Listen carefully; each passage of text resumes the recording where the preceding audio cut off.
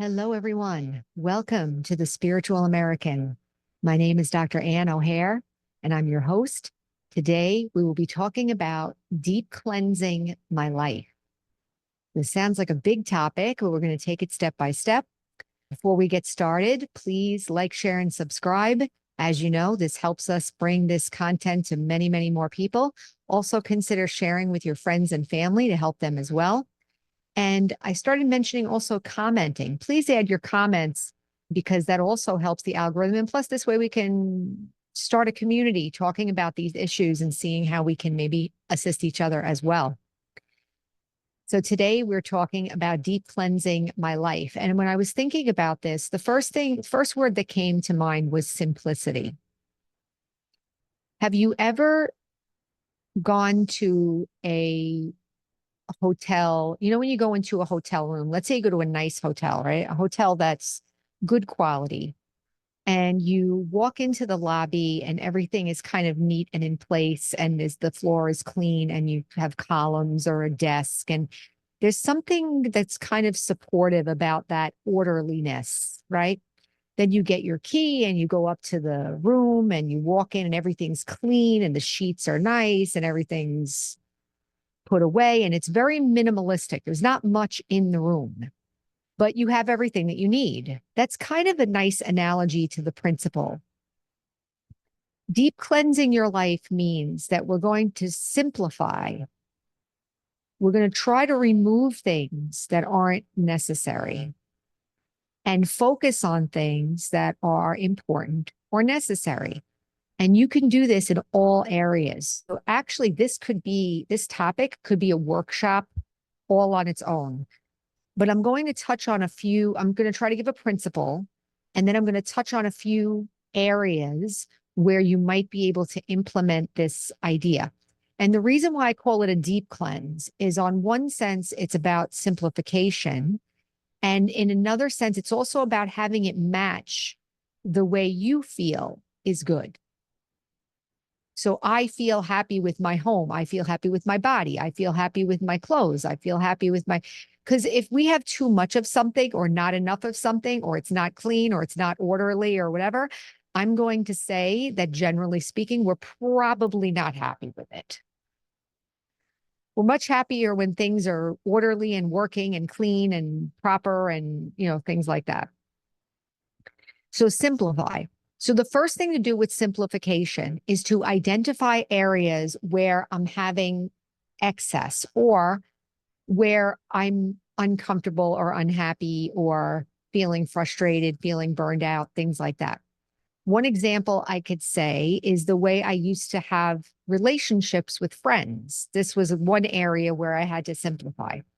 So I would have friends, but when I had a friend, I would be on the phone with them all hours of the day, all hours of the night. I would constantly be giving them all my attention, and I didn't really take care of myself. And if you've been watching these episodes, we were talking about boundaries, right?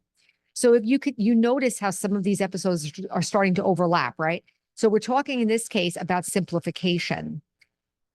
So one thing that I need to do is identify the areas where I have too much. We had a student one time who, she was in her 80s. She's an elderly lady. And we were talking about having people being dependent on us. Like, I was talking about the friends, and I used to get friends and have them dependent on me. And then I used to talk to them at all hours, and there was no boundaries and whatever. And it was kind of running me into the ground because it was too much, right? So I asked her, she goes, "Oh, I do that too." I go, "How many people do you have like that?" She was about 8. So that's a lot. That's a lot of people to have such a overextended kind of relationship with. So one thing to do is notice the areas where there's excess, or where I'm overextended, or where there's too much. It can also be physical surroundings. Like I gave the example of the hotel room. I cannot emphasize enough how much physical surroundings actually impact us. And everyone has a threshold for this. So I can't say, this is what it should be or this is what it shouldn't be. I would say, look to yourself and say, are you happy with the cleanliness level, the the orderliness? Is everything put away? Like, how happy are you? Maybe give yourself like a grade.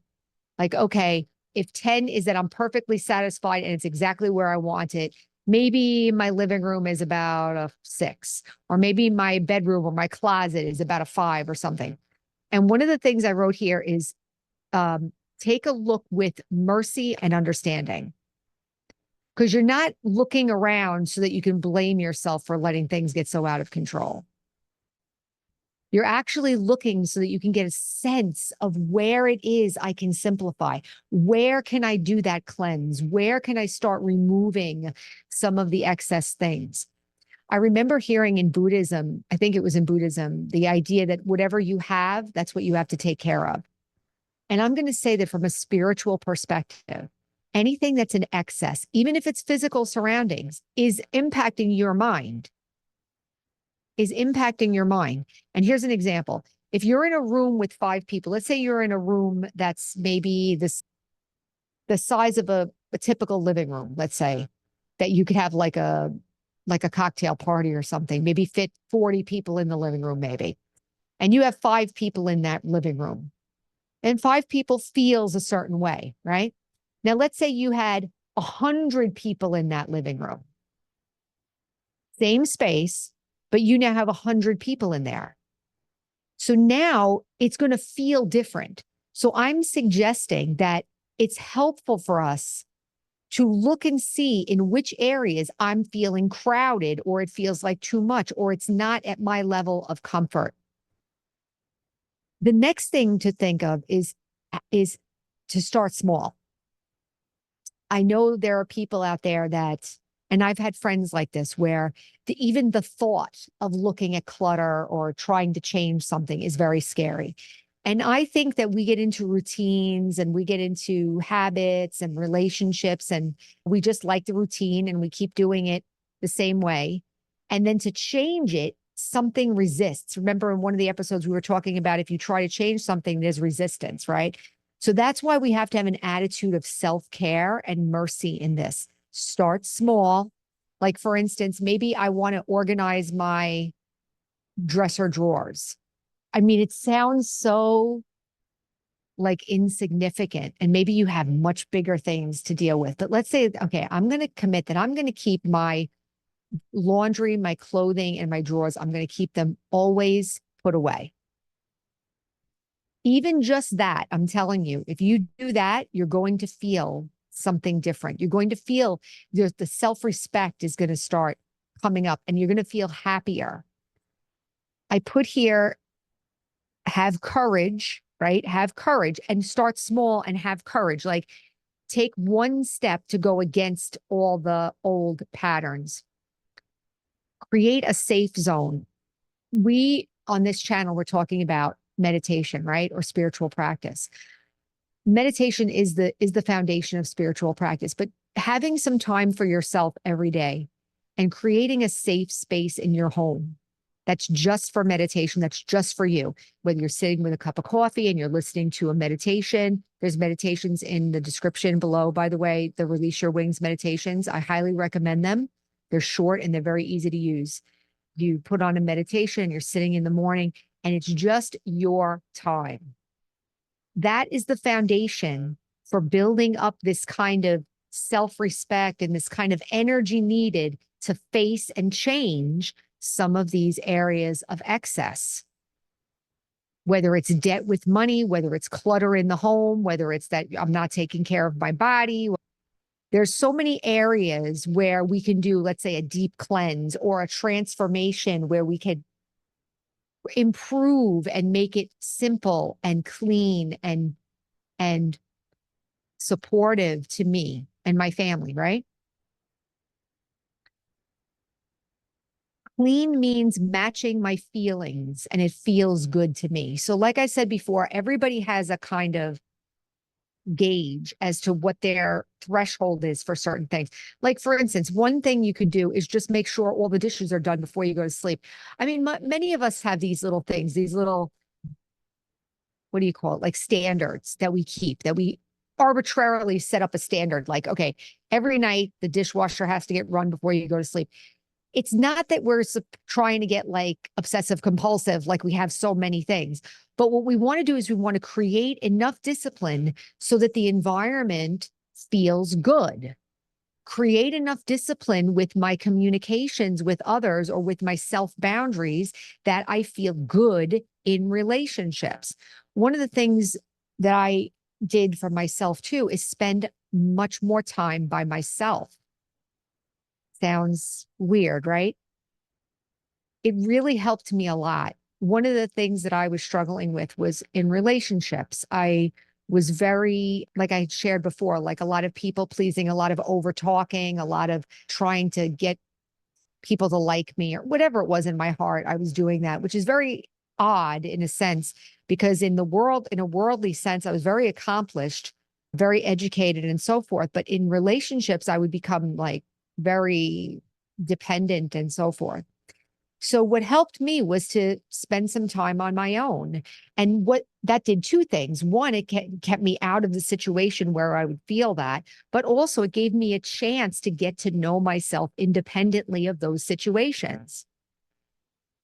If the house being cluttered is your problem, you may want to consider spending time in a friend's house that's very clean, or maybe check in with a friend, which is one of the things I wrote here. Talk to a friend that's good at that thing.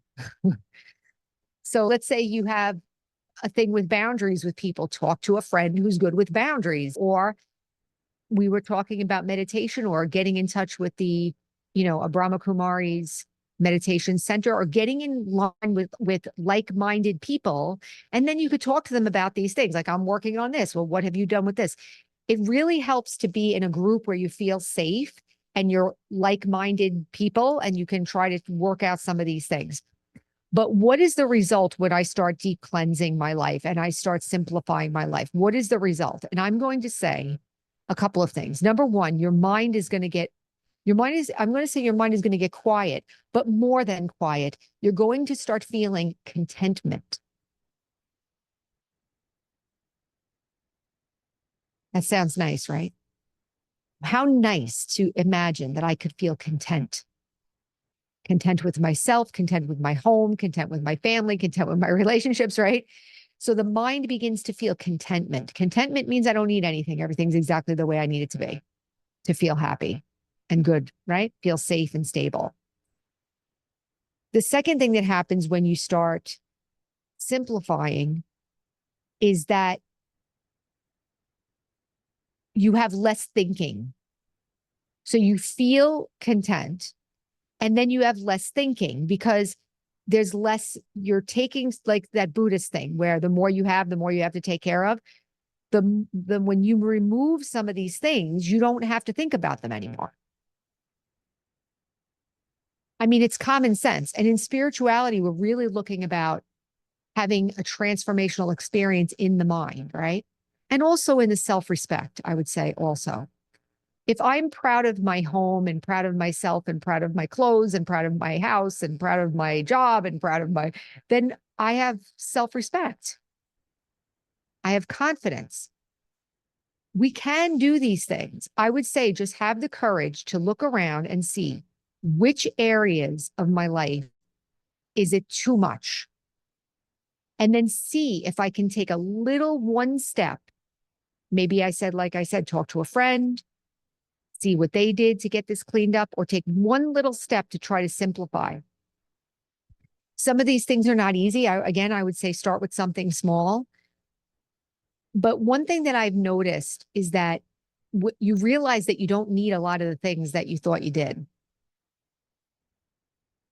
And if you are meditating, we start to realize that me feeling good inside becomes more important than the other things that I was focusing on.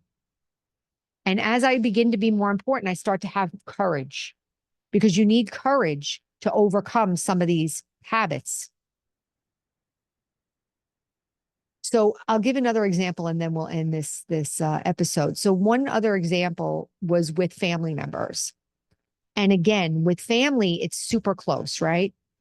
So I would say we can maybe we grew up with a certain expectations and certain things that we're supposed to be doing, but maybe I don't feel comfortable with that. It's okay for you to figure out where you feel comfortable and do that. That's okay. We can still fulfill the responsibilities of our relationships in such a way that we don't have to feel overwhelmed or overextended or feel like it's too much.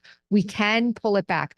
My experience is that I have been able to do that. I've shared this before on the podcast, but I have been able to focus on what's essential to the relationship and then work on my self-care so that I'm able to take care of myself and fulfill the relationship. Like my dad is retired and my mom passed away 3 years ago, and I'm the main person that's helping my dad. So he was sick last week. And of course, I made myself available and like that. But generally, I'm still having my life. I'm still whatever. It doesn't feel overwhelming. Sometimes it has to be managed in terms of availability or whatever, but I'm happy to do it. I love my father. I'm going to take care of my dad. So there's a way that you can balance your self-care with other care. The other example is the house. Like I really like the house to be clean. And so I really try, but I'm not, OCD about it or obsessive compulsive about it, or I'm not abusive to the other people in the home, but I do set certain standards and there's not that much stuff in the house. I feel so much better when there's not that many items in the house. It's very simple. There's not that much stuff in here. So I really like that. My closet hardly has anything in it because I feel better. I have what I need, but I don't have, boxes and boxes of stuff. And so I really do think that helps our mind and helps us feel better about ourselves if we don't have that many things also in our mind, in our home, in our relationships and so forth. So we'll end it there, but I hope this is kind of like a little exploration in maybe you can take for your homework this week. You can say, let me take a look and see where can I clean it up a little bit. Home, diet, exercise, family, friends, work. Where am I overextended? Money. And where can I start bringing it back in? Where can I simplify? You can also sell things that you're not using. I mean, there's plenty of things to be done once you decide that you want to, simplify and clean house, so to speak. I gave away things. I gave away furniture. We gave away all kinds of things because we didn't need it. So again, think about that this week. And every little time that you move in that direction, you're definitely going to feel a relief. And I'm going to say, look forward to that feeling of contentment because that's a wonderful feeling. You see my face changing as I'm saying it. It's a wonderful feeling when your surroundings and your situations are matching your level of comfort and happiness. So I'll leave it there. Remember, our slogan is heal, empower, and serve. And again, service is as I continue to get better and heal and get better, everyone else around me gets better too. So until next time, take care.